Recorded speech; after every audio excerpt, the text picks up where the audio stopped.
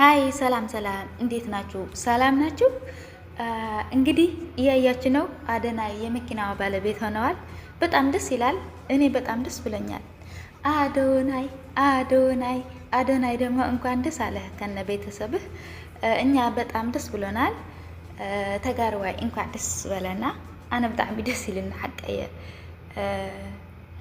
ካብ ተጋሩሲ 3 ሰባት እታዓዊቶም ለው ኣብዚ ናይ ቲክቶክ ኣዋርድ ሰሊና ሓፍትና ጥራሕ እያ ተሪፋ ንሳ ድማ ኣብቲ መረፀት ትመርሕ እያ ነይራ ንምንታይ ተሪፋ ንድዒ ዝሮ ግን ኣብ ቀፃሊ ክትዕወት ሰሊና ሓፍቲና ተስፋ ንገብር ኣጆክ ተስፋ ይትቁረፂ ተቃላሳይ ተስፋ ኣይቆርፅን እና ኣነ ደስ ኢሉኒ ሓቀየ ተጋሮ ከምዚ ድምቕ ኢሎም ክርኢ ከለኹስ ብጣዕሚ ካብ መጠን ንላዕሊ እየ ዝሕጎስና ብጣዕሚ ደስ ኢሉኒ ከምቲ ኣነ ደስ ዝበለኒ ንስኻትኩም ደስ ኢልኩም ክኸውን ተስፋ ይገብር።